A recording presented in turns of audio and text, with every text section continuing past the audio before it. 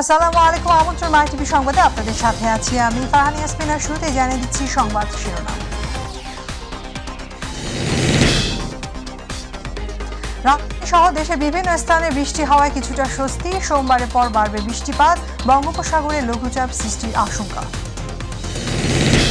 জিয়াউর রহমান বঙ্গবন্ধুর কাছে আবেদন করে বাকশালে যোগ দিয়েছিলেন, দাবি ওবায়দুল কাদেরের। মুক্তিযুদ্ধের চেতনা ও গণতন্ত্রের পক্ষে বিএনপি, বললেন শামসুজ্জামান দুদু। সোমবারের মধ্যে হজ যাত্রীদের ভিসা জটিলতা দূর হবে, জানালেন হজ পরিচালক। আগামীতে সরকার নির্ধারিত এজেন্সির বাইরে কাউকে অর্থ না দেওয়ার পরামর্শ হাব সভাপতি। রাঙামাটির লংবদুতে সশস্ত্র হামলা, গুলিবিদ্ধ হয়ে ইউপিডিএফ এর কর্মী সহ 2 জন নিহত।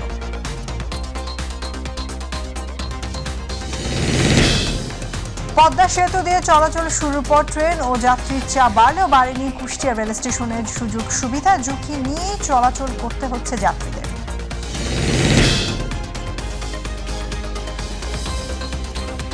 দর্শক শুনছিলেন শিরোনাম, এবার বিস্তারিত সংবাদ। কয়েকদিনে তীব্র গরমে জনজীবন অতিষ্ঠ হয়ে ওঠার পর রাজধানী সহ দেশের বিভিন্ন স্থানে আজ বৃষ্টি হওয়ায় ফের স্বস্তি ফিরতে শুরু করেছে। তবে বঙ্গোপসাগরে একটি লঘুচাপ সৃষ্টি হতে পারে। লঘুচাপটি কোন দিকে যাবে তা এখনো বলা যাচ্ছে না। আবহাওয়া অফিস আরও জানিয়েছে, সোমবারের পর থেকে দেশে ধীরে ধীরে বৃষ্টিপাতের পরিমাণ বাড়বে। এদিকে ঢাকা সহ দেশের 8 অঞ্চলে সর্বোচ্চ 60 কিলোমিটার বেগে ঝড়ের আশঙ্কা করছে আবহাওয়া অফিস। সেই সঙ্গে বজ্রসহ বৃষ্টিও হতে পারে বলে ধারণা করা হচ্ছে। এসব এলাকার নদী বন্দরগুলো 1 নম্বর সতর্ক সংকেত দেখাতে বলা হয়েছে। ঢাকা, ময়মনসিংহ, সিলেট, খুলনা এবং চট্টগ্রাম বিভাগের কিছু কিছু জায়গায়, রাজশাহী, রংপুর এবং বরিশাল বিভাগের 2-1 জায়গায় বৃষ্টি অথবা বজ্রসহ বৃষ্টিপাতের সম্ভাবনা আছে। বিএনপির সামনে কোনো ইস্যু নেই, তাই দলটি গণ অভ্যুত্থান থেকে সরে এসে লিফলেট বিতরণ কর্মসূচি পালন করছে বলে মন্তব্য করেছেন আওয়ামী লীগের সাধারণ সম্পাদক, সড়ক পরিবহন ও সেতু মন্ত্রী ওবায়দুল কাদের। তিনি বলেন, বিএনপির প্রতিষ্ঠাতা জিয়াউর রহমান বঙ্গবন্ধু শেখ মুজিবুর রহমানের কাছে আবেদন করে বাকশালে যোগ দিয়েছিলেন। ওবায়দুল কাদের বলেন, এবারের নির্বাচন সুষ্ঠু হয়েছে। এ সময় বিশ্বের বহু দেশ থেকে বাংলাদেশের গণতন্ত্র ও মানবাধিকার সুষ্ঠু রয়েছে বলে মন্তব্য করেন তিনি।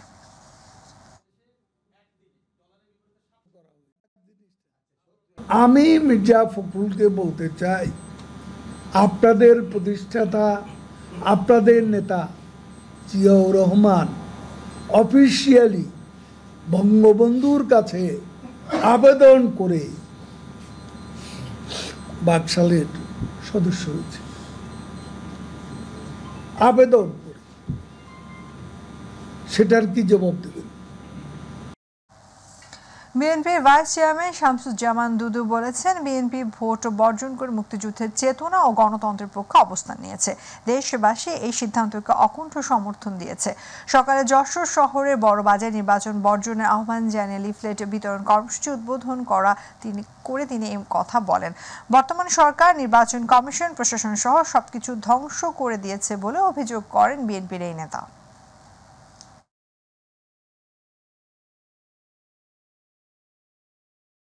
আমাদের দলীয় সিদ্ধান্ত, এই সরকারের অধীনে, এই নির্বাচন কমিশনের অধীনে কোনো নির্বাচনে না যাওয়া।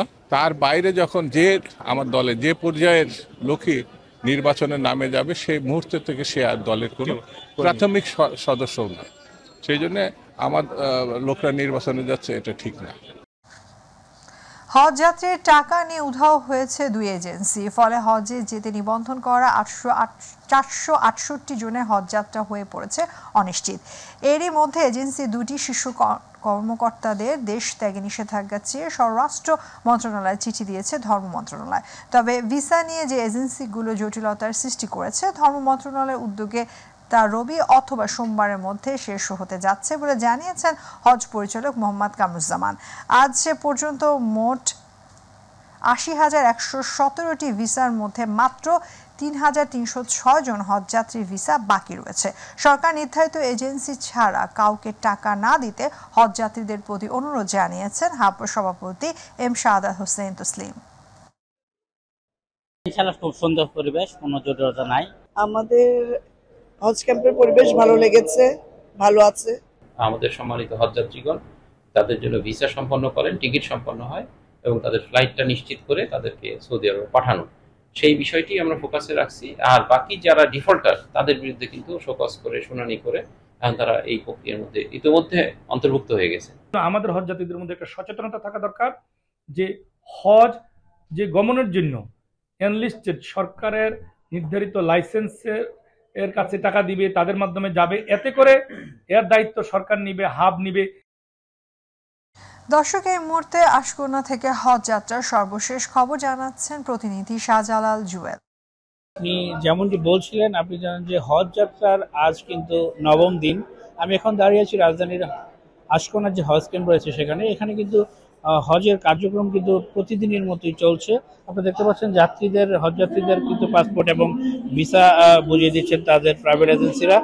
আজ পর্যন্ত যদি সকল হজ যাত্রীরা 4টি ফ্লাইটে চলে যায় তাহলে কিন্তু 28,008 জন হজ যাত্রী কিন্তু হজের উদ্দেশ্যে সৌদি আরব চলে যাবেন এবং বাকি থাকবে 57,113 জন। আর আপনারা জানেন যে ভিসা নিয়ে যে জটিলতা রয়েছে সেই জটিলতা অনেকাংশে কিন্তু কাটিয়ে উঠেছে হজ কর্তৃপক্ষ। আজ পর্যন্ত যে সমস্যাগুলো ছিল তার সমাধান করে 3,306টি ভিসা কিন্তু আর বাকি থাকবে। তো হজ পরিচালকের সাথে আমরা কথা বলেছি, আগামী রবিবারের মধ্যে কিন্তু এই ভিসার যে সমস্যা রয়েছে বা যে ভিসাগুলো বাকি রয়েছে সেগুলো কিন্তু তাদের সম্পূর্ণ করে ফেলবেন। তো এই ছিল হজ ক্যাম্প থেকে আমার কাছে হজ পরিস্থিতি সর্বশেষ। জুয়েল, আপনাকে ধন্যবাদ। রাঙামাটি লংগদুতে সশস্ত্র হামলায় গুলিবিদ্ধ হয়ে প্রসিদ্ধ বিকাশ নেতৃত্বাধীন ইউপিডিএফ এর কর্মী সহ 2 জন নিহতের খবর পাওয়া গেছে। ইউপিডিএফ এর ঘটনায় সন্তা লার্মা নেতৃত্বাধীন জনসংহতি সমিতি জেএসএস গ্রুপকে দায়ী করছে। সকালে লংগদু উপজেলা লংগদু ইউনিয়নের বনপতি বাজার এলাকায় এই ঘটনা ঘটে। নিহতরা হলেন ইউপিডিএফ সদস্যের 3 চাকমা ও দুদকছড়া গ্রামের জুরেন্দ্র চাকমার ছেলে ধন্যমতি চাকমা। রাঙামাটির সহকারী পুলিশ সুপার জানান, এলাকাটি অনেক দুর্গম হওয়ায় পুলিশ ঘটনাস্থলে পৌঁছাতে সময় লাগবে। পুলিশ ঘটনাস্থল থেকে ফিরলে বিস্তারিত জানা যাবে। রাজধানীর কারণ বাজার হোটেল লাভেঞ্চি জেনারেটর কক্ষ আগুনে পুড়ে গেছে, তবে বড় ধরনের কোনো ক্ষয়ক্ষতি হয়নি বলে জানিয়েছে ফায়ার সার্ভিস। ফায়ার সার্ভিসের নিয়ন্ত্রণ কক্ষ জানায়, হোটেলের জেনারেটর কক্ষে সকাল 10:17 আগুন লাগে এবং 10:45 তা নিয়ন্ত্রণে আনা হয়। আগুনের ওই কক্ষের সিলিং এবং কিছু তার পুড়ে গেছে। আশপাশে কিছু মালামাল ছিল, সেসব সরিয়ে ফেলায় বড় ধরনের কোনো ঘটনা ঘটেনি বলেও জানিয়েছে ফায়ার সার্ভিস। বিদ্যুতের শর্ট সার্কিট থেকে আগুন লাগতে পারে ধারণা করা হচ্ছে। এখানে ডিজেল ছিল কিছু ক্যানে, সে ক্যানে আমরা আগুনটা যেতে দেই নাই এবং আগুন তেলগুলো আমরা দ্রুত বের করে ফেলেছি, যার কারণে ভয়াবহতা সৃষ্টি হয়নি। এবং কাঁচা বাজার দেখেছেন এখানকার লোকজন আমাদেরকে সহযোগিতা করেছে, যার কারণে আমরা সবাই মিলে খুব অল্প সময়ের মধ্যে আগুনকে আয়ত্তে এনে নির্বাপন করতে সক্ষম হয়েছি। পদ্মা সেতু দিয়ে ট্রেন চলাচল শুরুর পর থেকে কুষ্টিয়ার সাথে ঢাকার যোগাযোগ নতুন দিগন্তের সূচনা হয়েছে। ফলে কুষ্টিয়া থেকে ঢাকা এবং খুলনাগামী যাত্রীর চাপ বেড়েছে কয়েক গুণ। তবে ট্রেন এবং যাত্রীর চাপ বাড়লেও বাড়েনি সুযোগ সুবিধা। পুরনো আমলের নিচু এবং ছোট স্টেশনের কারণে শিশু ও বয়স্কদের ট্রেনে চড়তে বিড়ম্বনায় পড়তে হচ্ছে। প্রতিনিধি আব্দুল রাজ্জাক বাচ্চু রিপোর্ট জানাচ্ছেন শামস তাবরিজ উচ্ছ্বাস। ঢাকা থেকে ছেড়ে আসা পদ্মা সেতু হয়ে খুলনাগামী সুন্দরবন ট্রেন কুষ্টিয়া স্টেশন হয়ে চলাচল করায় এই রুটে স্বস্তির আশা ছিল যাত্রীদের। বাসের পরিবর্তে কম সময়ে সহজেই নিরাপদ ও সাশ্রয়ী এই রেল যোগাযোগ।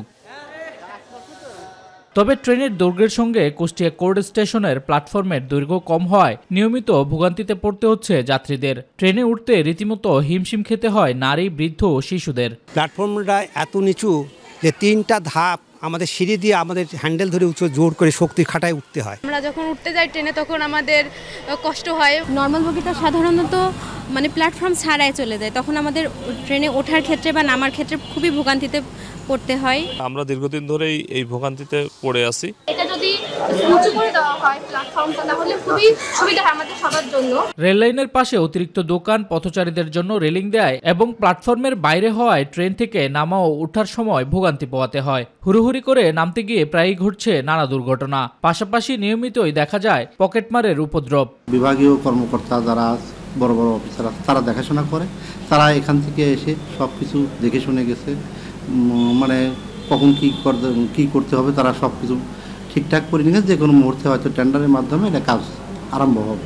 যাত্রীদের কথা মাথায় রেখে দুর্ভোগের বিষয়টি ঊর্ধ্বতন কর্তৃপক্ষকে লিখিত আকারে জানানো হয়েছে বলে জানিয়েছে এই কর্মকর্তা। আমরা চিঠি লিখেছি, ঊর্ধ্বতন কর্মকর্তারাও বিষয়টা জানেন, তাদের অবগত আছে, তারা এটা নিয়ে অনেক চিন্তাভাবনা করছে। হয়তো খুব শীঘ্রই স্টেশনের প্ল্যাটফর্মটা উঁচু করার চিন্তাভাবনা চলছে, উঁচু করবে বা টেন্ডারও হয়ে গেছে। যাত্রী দুর্ভোগ কমাতে দ্রুত স্টেশনটি অবকাঠামো উন্নয়ন সহ সার্বিক উন্নয়নে কাজ শুরু হবে দাবি জানিয়েছেন সাধারণ যাত্রীরা। শামস তাবরিজ উচ্ছ্বাস, মাই টিভি নিউজ ডেস্ক। দর্শক, এবার আমাদের কৃষি।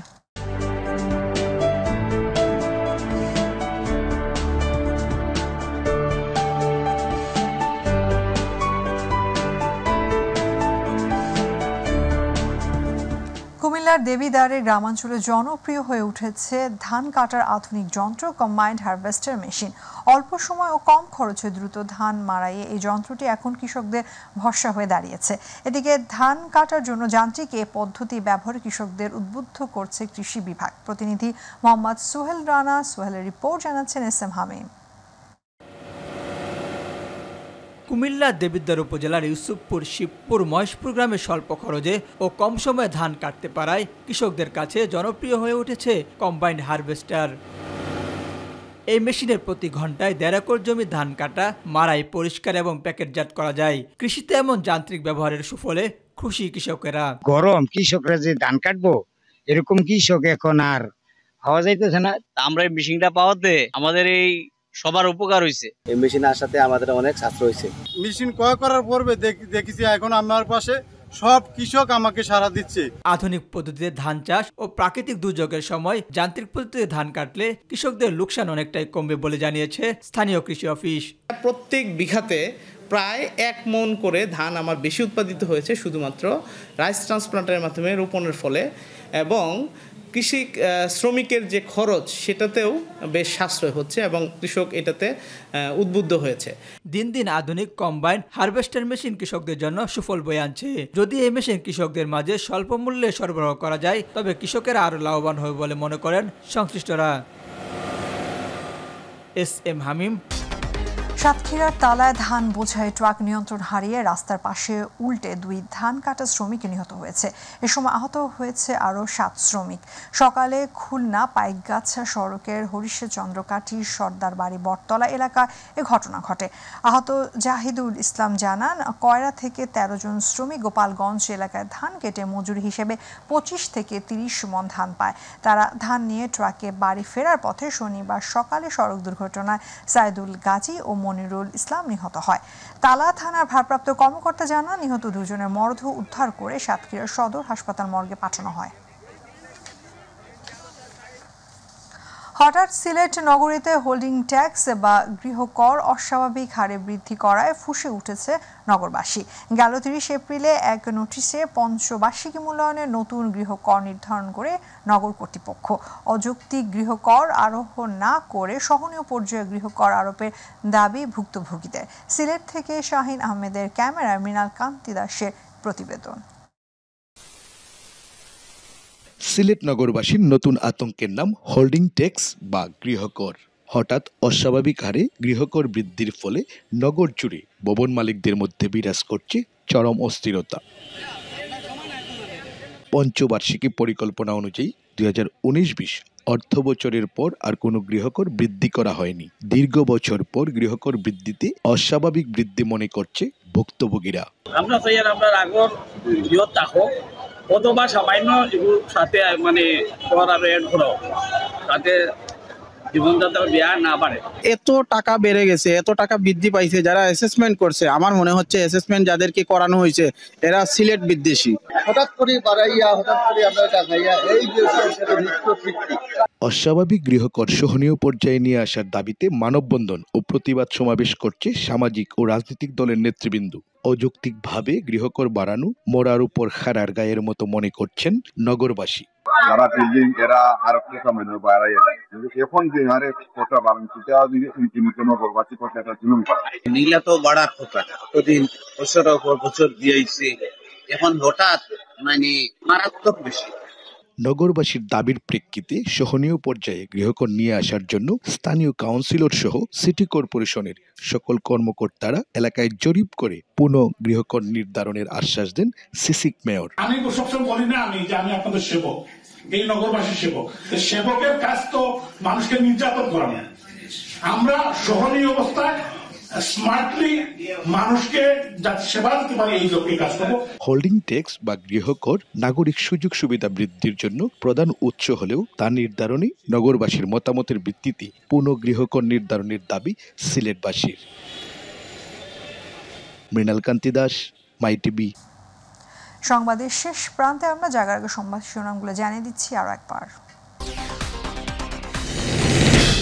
রাজধানী সহ দেশের বিভিন্ন স্থানে বৃষ্টি হওয়ায় কিছুটা স্বস্তি। সোমবারের পর বাড়বে বৃষ্টিপাত, বঙ্গোপসাগরে লঘুচাপ সৃষ্টির আশঙ্কা। জিয়াউর রহমান বঙ্গবন্ধুর কাছে আবেদন করে বাকশালে যোগ দিয়েছিলেন, দাবি ওবায়দুল কাদেরের। মুক্তিযুদ্ধের চেতনা ও গণতন্ত্রের পক্ষে বিএনপি, বললেন শামসুজ্জামান দুদু। সোমবারের মধ্যে হজ যাত্রীদের ভিসা জটিলতা দূর হবে, জানালেন হজ পরিচালক। আগামীতে সরকার নির্ধারিত এজেন্সির বাইরে কাউকে অর্থ না দেওয়ার পরামর্শ হাব সভাপতি। রাঙামাটির লংগদুতে সশস্ত্র হামলায় গুলিবিদ্ধ হয়ে ইউপিএটিএফের কর্মী সহ 2 জন নিহত। পদ্মা সেতু দিয়ে চলাচল শুরুর পর ট্রেন ও যাত্রীর চাপ বাড়লেও বাড়েনি কুষ্টিয়া রেল স্টেশনের সুযোগ সুবিধা। ঝুঁকি নিয়ে চলাচল করতে হচ্ছে যাত্রীদের।